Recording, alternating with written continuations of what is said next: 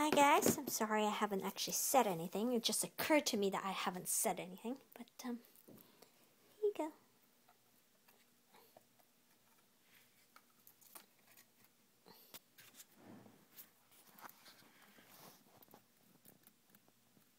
He actually likes this stuff.